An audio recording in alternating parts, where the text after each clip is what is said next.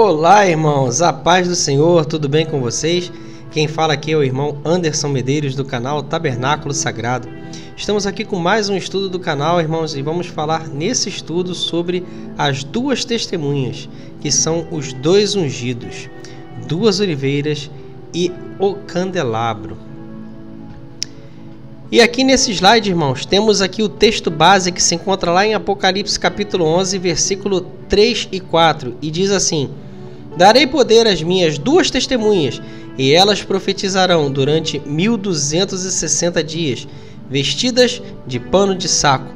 Estas são as duas oliveiras e os dois candelabros que permanecem diante do Senhor da terra. Aqui temos alguns pontos em amarelo importantes que eu destaquei aqui, que é darei poder, revestimento de poder. Então haverá um revestimento de poder para estas duas testemunhas. E o período de tempo que elas vão profetizar, 1260 dias. Também pode-se dizer 42 meses. Também pode-se dizer um tempo, dois tempos, metade de um tempo. E também pode-se dizer 3 anos e meio. Vestidas de pano de saco. E quem são elas? São as duas oliveiras e os dois candelabros. E aqui, irmãos, vamos ver quem são as duas testemunhas. No texto aqui da esquerda é o texto que nós lemos no slide anterior. Aqui na direita, vamos ver quem o nosso Senhor Jesus diz que são as duas testemunhas. Vamos ler aqui então esse texto da direita em Atos capítulo 1, versículo de 6 a 9. Jesus diz quem são suas testemunhas.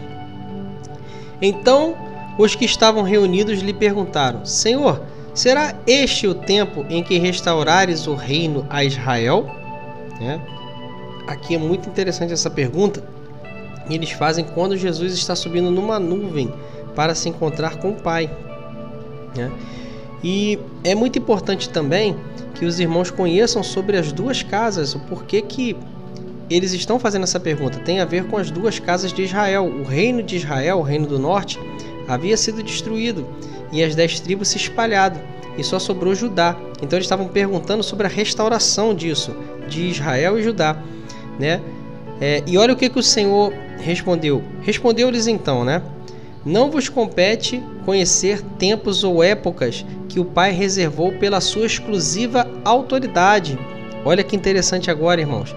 Mas recebereis poder, está destacado até em vermelho, E é o que diz ali, sobre as duas testemunhas ali no Apocalipse 11, darei poder às minhas duas testemunhas. E aqui, o Senhor em Atos, no capítulo 1, está dizendo aqui, que os discípulos, receberiam poder. Recebereis poder ao descer sobre vós o Espírito Santo e sereis minhas testemunhas. Também destaquei em vermelho esse texto, porque exatamente o que ele fala das testemunhas, que ele dará poder para elas. E aqui ele diz para o discípulo que receberão poder e sereis minhas testemunhas. Tanto em... Agora é interessante, quando esses locais aqui que ele vai dizer, ele coloca em uma ordem, de dentro para fora, como quem sai de dentro para buscar fora e trazer. Então ele diz assim, sereis minhas testemunhas, tanto em Jerusalém, onde eles iriam receber o Espírito Santo, como em toda a Judéia, que é a província da terra de Judá ali, se tornou uma província romana, que os romanos é que estavam ali, dominando, imperando sobre eles, era a época do Império Romano, e Samaria, muito interessante, porque Samaria é a capital de Israel, o reino do norte, que foi destruído, que é sobre o que os discípulos perguntaram: será este o tempo em que restaurares o reino a Israel? E até os confins da terra. Então isso faz parte da missão, ir por toda a terra, ensinar todas as coisas que eu vos tenho dito, batizando em nome do Pai, do Filho e do Espírito Santo, ensinando a observar tudo e trazendo. E ele estará conosco todos os dias, até a consumação dos séculos. Ditas essas palavras, foi Jesus elevado às alturas à vista deles, e uma nuvem os encobriu dos olhos. Vale a pena ressaltar aqui também, irmãos, que no capítulo 2 de Atos, assim que todos os apóstolos ali, todos que estavam na casa ali, receberam o Espírito Santo, Pedro ele faz um discurso onde ele cita o profeta Joel, que aquilo que estava acontecendo ali no meio deles era o cumprimento de uma profecia do profeta Joel. E o profeta Joel, ele profetiza a respeito de chuvas, duas chuvas, né, que as primeiras chuvas se chamam chuvas temporãs e as últimas chuvas que se chamam chuvas serôdias. E houve aquele revestimento de poder ali comparado às chuvas temporãs. Mas assim como as chuvas temporãs são as primeiras chuvas, haverá as últimas chuvas, e essas são as chuvas serôdias. Da mesma forma que houve um revestimento de poder ali nas primeiras chuvas, haverá também nas últimas chuvas. Essas chuvas, elas caem sobre a plantação do Senhor, a seara do Senhor, que somos nós, né? O corpo de Cristo, a igreja. E houve esse revestimento de poder ali e haverá um novo revestimento de poder. Assim como os discípulos receberam poder ali para serem testemunhas, nós sustentamos o testemunho da palavra do nosso Senhor, né? Eles sustentaram, a igreja continua sustentando, que é um só corpo, né? É um organismo vivo, e haverá um novo revestimento de poder. Continuamos sendo testemunhas do Senhor, fazemos parte desse corpo, continuamos a missão dos apóstolos, né? Então vai se cumprir novamente, como diz ali em Apocalipse 11, 3 e 4, um revestimento de poder sobre as testemunhas do Senhor, que somos nós. Interessante, irmãos, que o texto de Apocalipse 11 nos leva diretamente para uma visão que o profeta Zacarias tem lá em Zacarias capítulo 4. Vamos ler aqui então, Zacarias capítulo 4, versículo 2 e 3. E me perguntou: que vês? Respondi: olho, e eis um candelabro todo de ouro, e um vaso de azeite em cima, com suas 7 lâmpadas, e 7 tubos, um para cada uma das lâmpadas que estão em cima do candelabro. Junto a este, 2 oliveiras, uma à direita do vaso de azeite e a outra à esquerda. Ainda mais, lá em Zacarias, capítulo 4, versículo 12 a 14, tornando a falar, lhe perguntei: quem são aqueles 2 raminhos de oliveira que estão junto aos 2 tubos de ouro que vertem de si azeite dourado? E ele me respondeu: não sabes o que é isto? Eu disse: não, meu senhor. Então ele me disse: são os 2 ungidos que assistem ao Senhor de toda a terra. Então ali a gente vê que tem 2 ungidos dando assistência ao Senhor de toda a terra, que são as 2 oliveiras, e elas estão vertendo de si, como aqui na ilustração, azeite dourado. E esse azeite dourado está servindo de combustível para que a menorá, né, que contém as 7 lâmpadas, elas permaneçam acesas. Nós vemos que no Apocalipse capítulo 1, nosso Senhor Jesus vai aparecer lá no meio de 7 castiçais, né, que tem ali as 7 lâmpadas, que são que as 7 igrejas. É uma mensagem muito linda, porque o nosso Senhor, ele está acendendo a sua igreja na terra. E assim como ele começa a oficiar lá, ele está sendo assistido, né, por 2 testemunhas na terra. E essas 2 testemunhas, elas vão estar da mesma forma, ela derramando azeite com toques de trombeta. Elas vão estar profetizando por 1260 dias e ali despertando a igreja para as coisas que estão acontecendo. Neste slide aqui, irmãos, vamos pegar mais alguns textos importantes aqui do profeta Zacarias a esse respeito. Naquele contexto ali, os profetas Ageu e Zacarias estavam profetizando quando o povo voltou lá do cativeiro babilônico para reedificar o templo. As obras tinham parado e aquelas 2 testemunhas, Ageu e Zacarias, foram reavivar o povo. E ali estava Josué, que era sumo sacerdote, e Zorobabel, que era governador. Olha o que diz Zacarias no capítulo 3, versículo 9. Porque eis aqui a pedra que pus diante de Josué, sobre esta pedra única, é única, sem igual, estão 7 olhos. Eis que eu lavrarei sua escultura, diz o Senhor dos Exércitos, e tirarei a iniquidade desta terra num só dia. Irmãos, que coisa maravilhosa, porque esta pedra fundamental que estava sendo posta para a edificação da casa do Senhor é o nosso Jesus. Porque o profeta Ageu havia dito: a glória da última casa será maior que a primeira. E qual é a última casa? É o nosso Senhor Jesus. E quem é esta pedra fundamental que está sendo dita aqui? É o nosso Senhor Jesus. Por isso que ele disse: Pedro, sobre esta pedra, ele, a pedra única, o nosso Senhor, a pedra fundamental, edificarei minha igreja, e as portas do inferno não prevalecerão contra ela. Olha mais aqui o que diz em Zacarias capítulo 4, do versículo 7 a 9. Quem és tu, ó grande monte, diante de Zorobabel, que era o governador, lá de Judá? Serás uma campina, porque ele colocará a pedra de remate em meio às aclamações. Haja graça e graça para ela. Novamente me veio a palavra do Senhor dizendo: as mãos de Zorobabel lançaram os fundamentos desta casa. Elas mesmas a acabarão, para que saibais que o Senhor dos Exércitos é quem me enviou a vós outros. Pois quem despreza o dia dos humildes começos, esse alegrar-se-á vendo o prumo nas mãos de Zorobabel. Aqueles 7 olhos que ele citou lá em Zacarias 3:9 são os olhos do Senhor que percorre toda a terra, porque os olhos do Senhor estão sobre a pedra fundamental, Cristo, que é o cabeça da igreja, que está sobre a igreja. Logo, os 7 olhos do Senhor está sobre toda a sua igreja, que foi edificada sobre essa pedra fundamental. Agora vamos avançar um pouco aqui no texto, irmãos. E a gente vê aqui que Apocalipse, no capítulo 11 ainda, versículos 5 e 6 diz assim: se alguém pretende causar-lhes dano, sai fogo da boca e devora os inimigos. Sim, se alguém pretende causar-lhes dano, certamente deve morrer.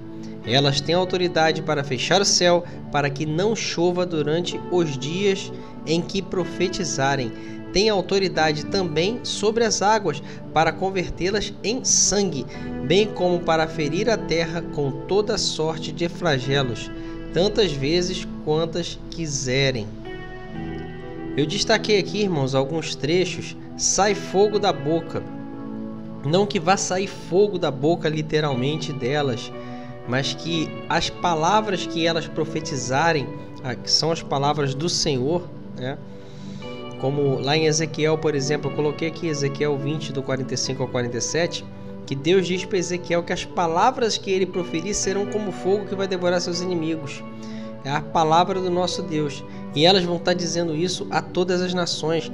Vão estar anunciando todas as coisas do Senhor, todas as profecias, todos os sinais, alertando a igreja. Outra coisa que tem aqui, que eu destaquei, para fechar o céu, que não chova, durante o tempo em que profetizarem, que são 1260 dias, são 3 anos e meio. Isso aqui nos leva diretamente a uma ligação com o profeta Elias, porque o profeta Elias, ele profetizou no reino de Israel e ele disse que não iria chover durante esse tempo e não choveu. E naquele contexto, Elias, um profeta, ele estava profetizando contra abominações como, por exemplo, Jezabel, uma pervertida que estava corrompendo a mente do povo de Cristo. As 2 testemunhas vão estar dentro desse contexto no tempo do fim também, profetizando, combatendo a grande Babilônia. Toda essa prostituição, a corrupção, até mesmo a perversão na palavra, falsos profetas, como Elias também fez, e lá com os profetas de Baal, e lá todos esses profetas caíram. Por quê? Porque o Senhor estava com Elias. É a mesma coisa. Todos esses ali que querem causar algum dano, que vão contra as testemunhas, esses não vão conseguir prevalecer, Elas vão estar com todo esse poder dado por Deus, esse avivamento. O Senhor vai estar derramando sobre elas ali uma unção de autoridade, Elas têm autoridade sobre as águas para convertê-la em sangue. Nos liga com o contexto de Moisés. E naquele contexto de Moisés, ele atuou ali também para libertar o povo dali do Egito, onde aquele povo estava sob opressão, para aquele Egito, aquela prisão toda, eles estavam cativos. Então Moisés foi ali profeta do Senhor que libertou aquele povo. Foi o Senhor que usou ele com um braço forte para libertar aquele povo dali do Egito. Então Deus, ele derramou pragas ali sobre aquele local e Moisés, ele conduziu o povo. Deus livrou o povo com asas de águia daquele local ali e levou para onde? Para um deserto, irmão. Então, aquele tempo ali, elas vão profetizar, vai ferir a terra da mesma forma, com toda sorte de flagelos, a terra será ferida. O Senhor estará dando aval e aprovação para essas duas testemunhas. Quando as duas testemunhas tiverem terminado de profetizar, vai ter um tempo determinado para isso. E esse tempo vai ser a primeira metade da semana. Sabemos que a última semana, que são os últimos 7 anos antes do nosso Senhor voltar, são divididos em 2 partes. Uma primeira metade de 3 anos e meio e uma segunda metade de 3 anos e meio.